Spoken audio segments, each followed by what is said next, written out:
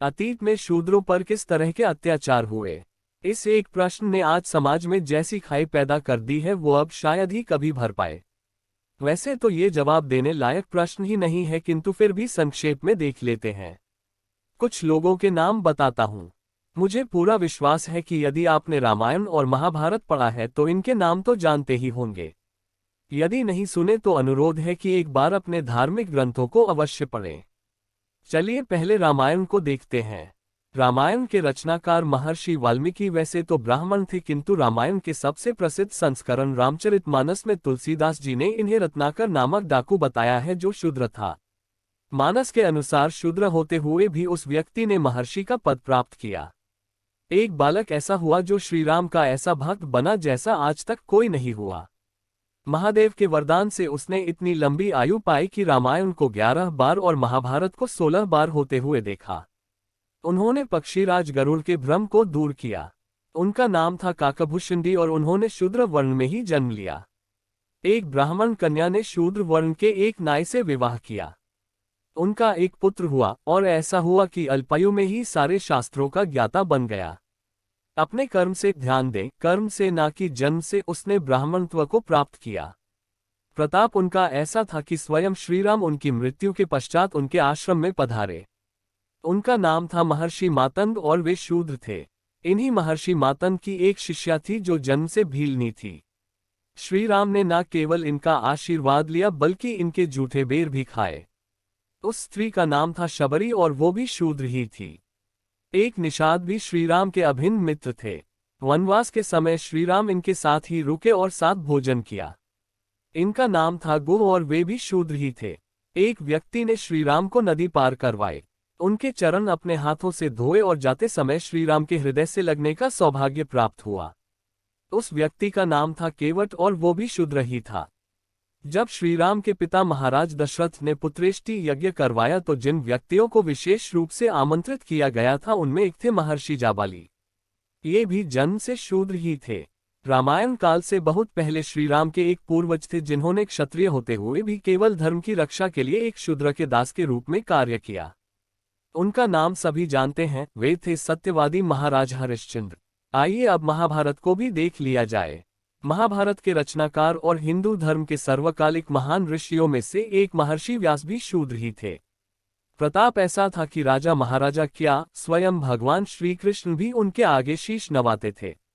महर्षि व्यास की ही माता सत्यवती, जिससे हस्तिनापुर जैसे महान साम्राज्य के क्षत्रिय राजा शांतनु ने विवाह किया, शूद्र ही थी।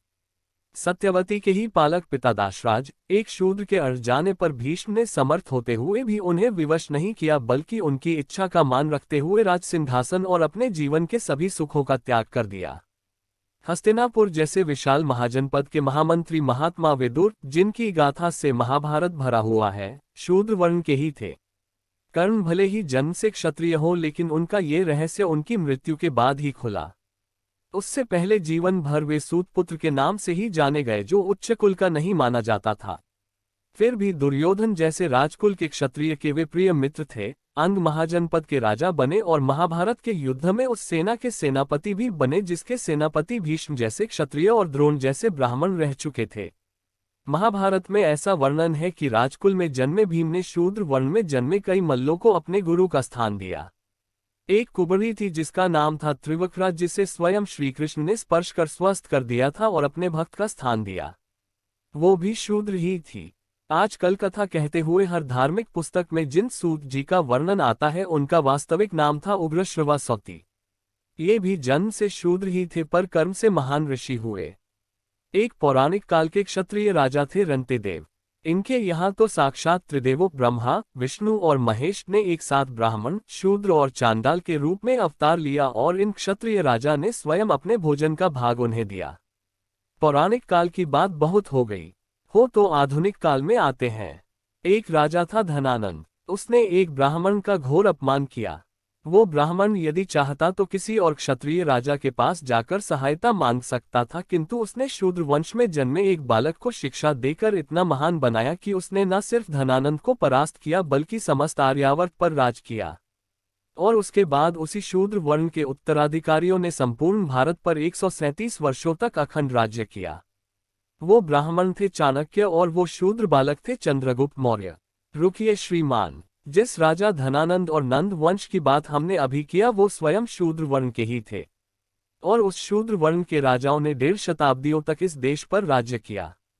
कुछ नाम सुनिए: अवंती वर्मन, चिंतामणि धोबा, मयूरध्वज, सुहेलदेव, दिलदेव, सतन पासी, बिजली पासी, लक्ष्मण पासी, पुंजा भील, कोटिया भील, बुंदा सिंह मीणा, जेठ मीणा, बड़ा मीणा, आशा भील, मनोहर भील, विश्वासु भील, मांडलिक, नीलध्वज, चीला राय, लक्ष्मी नारायण, रघुदेव, मल्हार राहोलकर, जादू राय, दलपत शाह, नरसिंह राय, महामाणिक्य।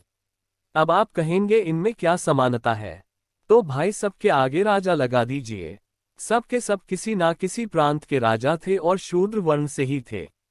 ऐसे वैसे शूद्र नहीं। आजकल हम जिन्हें महादलित कहते हैं, कुछ और नाम सुन लीजिए: घासीदास, रामदेव, रविदास, अच्युतनंद, भोज भगत, बोगर, दादू दयाल, गाडगे महाराज, गोरोबा, गोरखनाथ, गुलाबराव, कबीर, कनकदास, कांचीपूर्ण, माधवदेव, मत्स्येंद्रनाथ, नंदनार, नरहरि सोनार, नारायण गुरु, निसर्गदत्त, पोतुलूरी वीर ब्रह्मम, रामानंद राय, सरला दास, सिद्धरामेश्वर, तुकाराम, वैकुंठ स्वामी, वलम राम।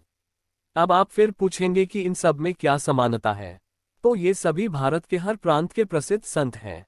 सब के सब शूद्र वर्ण से ही हैं। इनमें से किस पर आपको दिल दहला देने वाले अत्याचार हुआ दिख रहा है? समस्या ये है कि आज किसी को अपने इतिहास से कोई लेना देना नहीं है।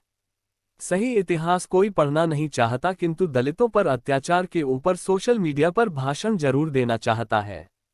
अंबेडकर की बात हर कोई करना चाहता है, लेकिन ये जानना नहीं चाहता कि दलित होते हुए भी उस जमाने में अंबेडकर सूट बूट और टाई पहनकर लंदन पाई करने कैसे पहुंचे। हाँ, आधुनिक काल में दलितों पर अत्याचार हुआ है, पर थोड़ा जानने का प्रयत्न कीजिए कि उन पर अत्याचार किस काल में आरंभ हुआ।